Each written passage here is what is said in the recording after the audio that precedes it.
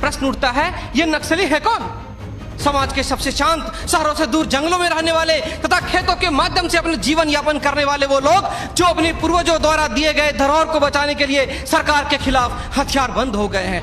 आप देखे होंगे कि जो आदिवासी 10 किलोमीटर से ज्यादा दूर चल के अपने 5 किलो का राशन लाने के लिए जाते हैं, उनके पास इजीली हथियार और लड़ाई लड़ने की वो माइंस और ट्रेनिंग कौन पहुंचाता है?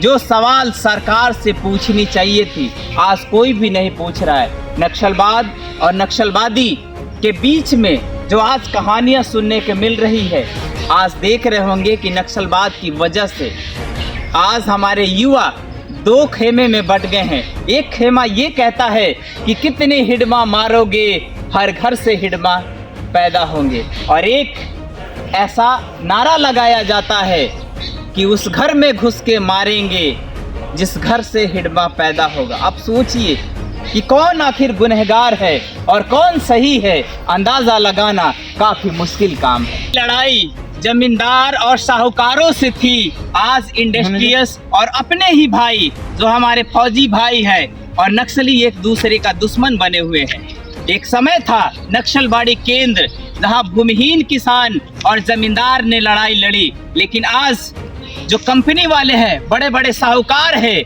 आज उनसे हमारे भाई लड़ रहे हैं। और मरने वाला या तो नक्सली आदिवासी होता है या हमारे किसान घर के भाई जो आर्मी में भर्ती होते हैं। आप सोचिए ये लड़ाने वाले कौन लोग हैं जो अपने ही भाइयों को अपने आपस में लड़ाते हैं और खून बहता है इंसानियत का। मैं कोट करना चाहूँगा सुप्रीम कोर्ट की उस ऑर्डर को जहाँ पे ट्राइबल की जहाँ जमीनें हैं वहाँ पे ना तो स्टेट गवर्नमेंट की सरकारें या ना तो केंद्र सरकार वहाँ पे दखल अंदाजी कर रही है, लेकिन आज फिर क्यों आदिवासियों को घुस के मारा जाता है?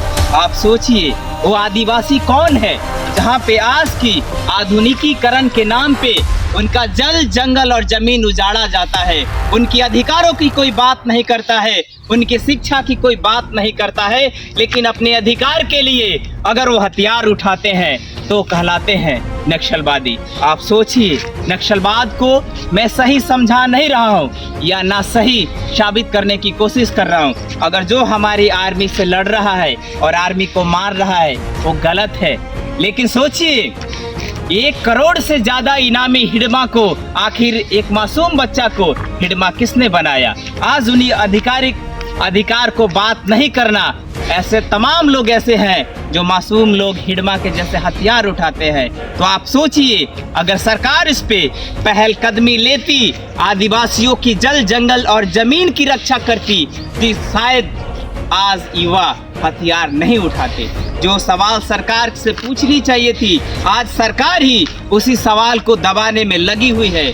सोचिए क्या कारण है? उनका बिजनेसमैन जो दोस्त है, आज अवैध माइनिंग किया जाता है, अवैध माइनिंग के नाम पे आदिवासियों का घर तोड़ा जाता है, आदिवासियों का घर जलाया जाता है। सोचिए यही शोषण अगर आपके साथ हो, आपको उजाड़ा जाए, आपको घर को जलाया जाए, आपको मारा जाए, आपको पीटा जाए, तो आपके पास हथियार उठाने के सिवाय कुछ नहीं होगा। सिर्फ आपके पास एक ऐसी ऑप्शन बचती है जहां आप हथियार बंद लड़ाई लड़ेंगी। क्या सरकार ने कभी ऐसी कोई एजेंसी बनाए जहां पर पुलिसिया दमन को जांच किया जाए? सोचिए सबसे बड़ा अगर कोई सोनम बांगड़ू की हत्या हुई, वो भी एक इंस्पेक्टर था, क्या कभी जांचा गया?